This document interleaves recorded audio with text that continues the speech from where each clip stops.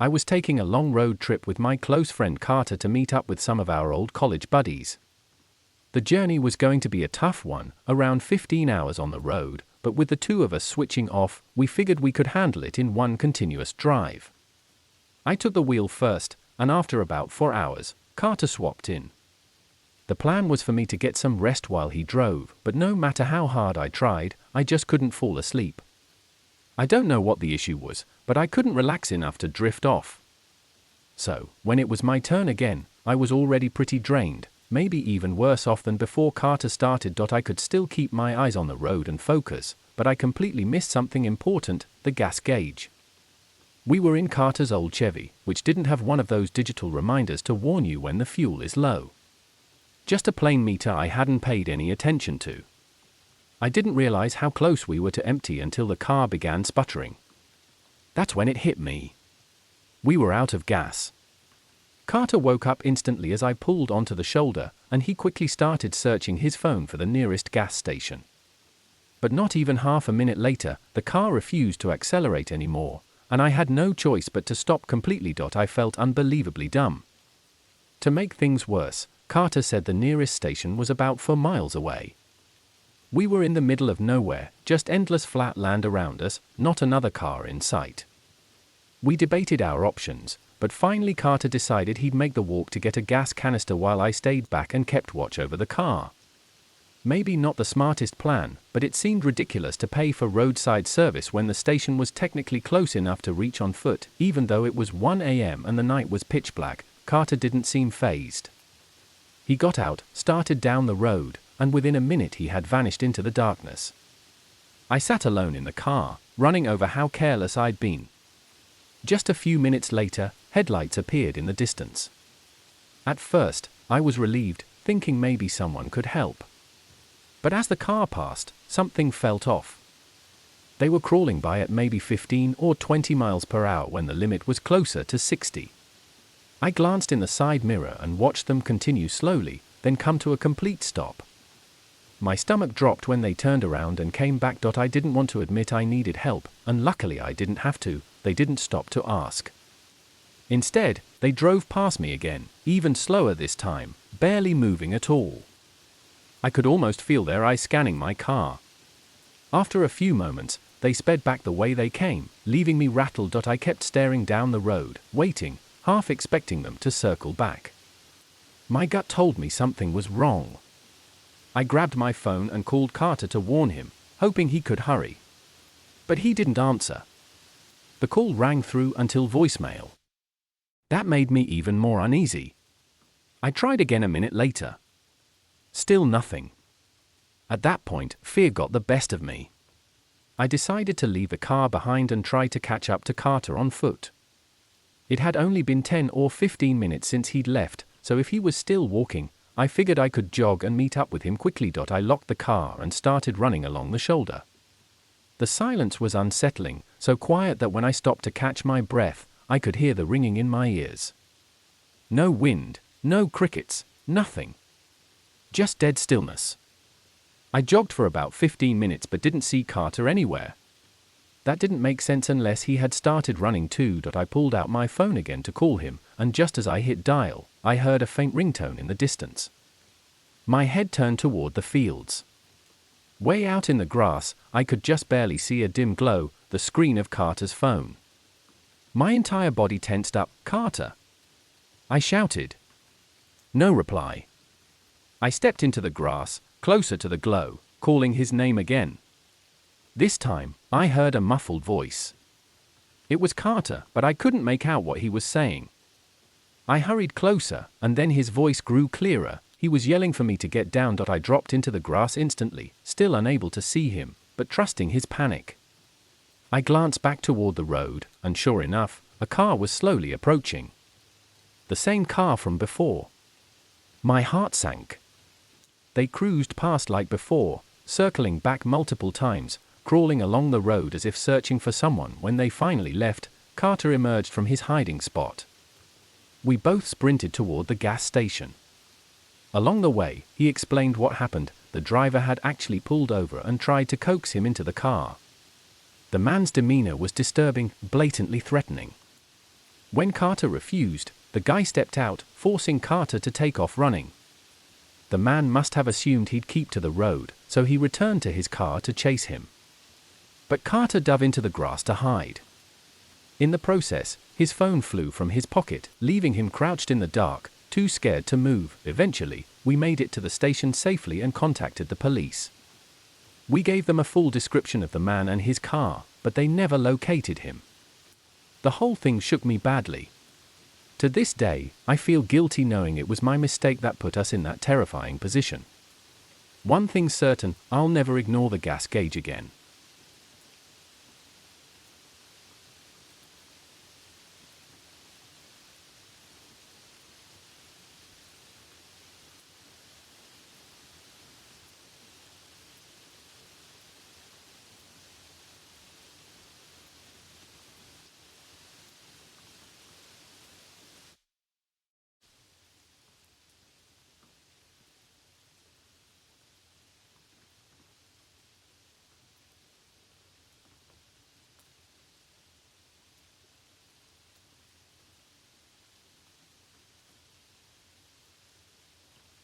This happened back in 2014. At that time, I almost never went on road trips since it was tough to take multiple days off just to drive, plus even more time to actually enjoy being away. But during that year, I was between jobs when my family started planning a surprise party for my dad's 50th birthday. Since gas prices were much cheaper than they are now, and flying was still more costly in comparison, I figured I'd make the drive. Besides, I wasn't working at the moment, so I had the time to spare. To avoid pushing myself too hard, I decided to stretch the trip across 3 days. After the first long day of driving, I pulled into a nearby motel for the night. It wasn't anything special, but I didn't care. I ended up sleeping in until 11 the next morning, then gathered my stuff to check out. When I opened the door, though, I was startled to find a man standing right outside, directly in the doorway. "Excuse me," I muttered, trying to slide past. He didn't move much, which made it awkward. He looked like he was in his mid-40s, heavy bags under his eyes, and an overall unfriendly expression. I brushed past him, carried my belongings to the car, but noticed he was still just standing there, watching me. It was unsettling, but I told myself it was good I was leaving anyway. Once I checked out, I got back on the road. That day was supposed to be my longest stretch, about 10 hours. For the first several hours, it was fine, passing through towns, stopping occasionally. But as the trip went on, the scenery became more rural, long empty highways with fewer towns between. Realizing gas stations were becoming sparse, I decided to stop at the next one to fill up. After paying, I set the pump and headed inside to grab a coffee. When I came back out, something immediately felt wrong. A deep red, old Corolla had pulled up so close behind my car that from the front it looked like its bumper was practically touching mine. Nobody was outside pumping gas, and the windows were tinted dark, so I couldn't see inside. But I had that unnerving sense that someone was watching me from behind the glass. I quickly finished fueling, got back into my car, and pulled away. Almost immediately after, the Corolla followed. They hadn't even stopped to get gas. As I merged onto the highway, I kept an eye on the mirror. The car stayed behind me for a while, though a few vehicles back, so I tried to brush it off as coincidence. Eventually, as the sun went down and fewer cars were on the road, I stopped noticing it. Another 4 hours passed without me spotting it again, and I pretty much forgot about the whole thing. By then, I was exhausted and fighting to stay awake. The closest big city was still a couple hours away, but I really wanted to push through, get a proper hotel there, and maybe check out the city in the morning. I thought about stopping for another coffee, even just to keep myself alert with something to sip on. At the next exit, I pulled off into a lonely gas station, but as I rolled in, I saw the store lights were out. It was closed. I sighed in frustration but decided I might as well top off the tank anyway. While filling up, I noticed a pair of headlights in the distance coming down the exit ramp. The place already felt eerie, dark, empty, surrounded by nothing but open road. My stomach dropped when I recognized the approaching car. The deep red Corolla. My heart rate spiked. It was like every instinct screamed I was being followed. I hurried to finish fueling, slamming the nozzle back into place. The Corolla came in fast, but instead of pulling up to a pump, it drove right up beside my driver's side door. I scrambled into my seat just in time as the passenger door of their car swung open. A man stepped out and rushed straight to my door, yanking on the handle. I locked eyes with him for only a second, but it was enough to realize it was the same man from the motel. Those cold, sleepless eyes gave me chills. I started the car immediately, and when he realized he couldn't get inside, he stopped tugging. I expected anger or frustration on his face. But instead, he grinned, a wide, unnerving smile, like the whole thing was some sick joke. That grin was worse than if he had screamed at me. It was the look of someone completely unhinged. I floored it back onto the highway, not slowing down until I reached the city limits. Thankfully, I didn't notice them following me again. But what really terrified me wasn't just the man, it was the fact that he came out from the passenger side. Which meant someone else had been driving. There were two of them. Whatever their plan was, they were both in on it. They had tailed me for over 10 hours, maybe even since the night before without me knowing. To this day, I still think about that trip. It's been over a decade, but the memory of that man's grin still sticks with me.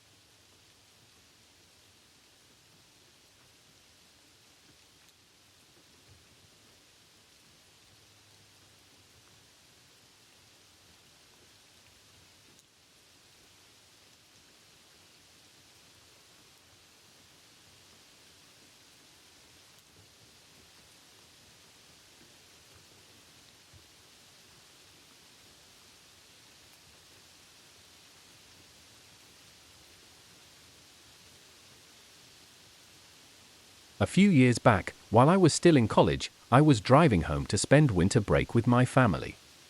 The trip was practically cross-country, which meant days of long, non-stop driving. I didn't have much money at the time, so hotels weren't an option. Instead, I brought blankets and pillows, planning to sleep in the car whenever I got too tired. On the second night of driving, around 1 a.m., after more than 11 hours straight behind the wheel, I finally hit my limit. I was starting to nod off, so I pulled into the next rest stop I came across. It was a small roadside pull-off with just a few spots, a bathroom building, and a couple vending machines. Only one other vehicle was there, parked all the way in the back. To give us both space, I parked in the opposite corner. I stretched my legs, used the restroom, and headed back out. The bathroom was gross, but I just wanted to get it over with. When I walked back to my car, though, my stomach tightened. There was a man standing right outside my window, peering inside. Can I help you?" I asked. My voice startled him. He jumped a little, laughed nervously, and stepped back, saying he just wanted to see if I was inside so he could ask if I had change for the vending machine. The excuse didn't sit right. My car windows weren't tinted. It was basically like looking into a fishbowl. He could have easily seen whether or not I was in there without pressing his face to the glass. I told him I didn't have cash and tried to brush past him to get inside. He stepped aside, and I figured that was the end of it. But he didn't leave. Instead, he tried to start another conversation, asking what brought me out here in the middle of the night. I cut him off, saying I needed to get some sleep. He gave a little wave, then walked back to the other car and got in. That calmed me slightly. At least he wasn't some random drifter hanging around, but something still felt off. To be honest, though, I was so exhausted I didn't care. I just wanted to sleep. In hindsight, I probably should have left immediately and found another rest stop. But instead, I rearranged my stuff, leaned the seat back, and tried to settle in. My eyes were closed for maybe a few minutes when I noticed faint movement outside. I sat up and looked in the rearview mirror. My heart sank. The man had moved his car right up behind mine, this time much closer. That was enough for me. I knew I wouldn't be able to rest with him there. I decided to cut my losses and drive off, even if it meant staying awake longer. I threw the car in drive and got back on the highway, muttering under my breath about how creepy that guy was. The problem was, on that stretch of road, rest areas were spread far apart, so leaving cost me at least 30 or 40 extra minutes. It was dangerously hard to keep my eyes open now. My lids would drop for seconds at a time before I jolted awake. Eventually, though, I spotted another rest stop. Relief hit me, but when I pulled in, I realized it was abandoned. The building was boarded up, graffiti all over, no lights besides the dim street lamps. Still, I was too drained to keep going, so I parked. Oddly enough, I actually fell asleep fast. I think I got a solid 2 hours before being jolted awake by a loud crash against my car. The whole vehicle shook. Disoriented, I whipped around to see headlights parked directly behind me. Then, in the right mirror, I caught sight of a figure standing next to my car, holding a metal baseball bat. Before I could react, he swung again, smashing my rear window. My heart pounded as I fumbled for my keys, yelling, "What the hell?" The man stepped closer to the passenger side. That's when I saw his face, and instantly recognized him. It was the same guy from the previous rest stop. He wore a twisted grin, eyes wide, as he swung the bat against my door repeatedly, shouting "liar" over and over. I had no idea what he meant, or why he was saying it. I managed to start the engine, trembling, and peeled out of there before he could do more. My hands were shaking so badly I could barely dial 911, but I did, telling the dispatcher what happened as I drove. I met with an officer at a nearby gas station, where they inspected the damage. 2 windows shattered, dents all over the side, and I hadn't even realized my back tire had been slashed and was nearly flat. Another officer went to the abandoned rest stop, confirmed the damage, but of course the man was gone. They put out a notice with his description and the car, but nothing came of it. I ended up stuck in a nearby town for a few days while my car was repaired. Luckily, I eventually made it home safely. But what haunts me most is how irrational the whole thing was. That man seemed to lose his mind over something as simple as me not giving him cash, or maybe just not talking to him. The idea that I could have been killed that night over something so meaningless still sends chills through me.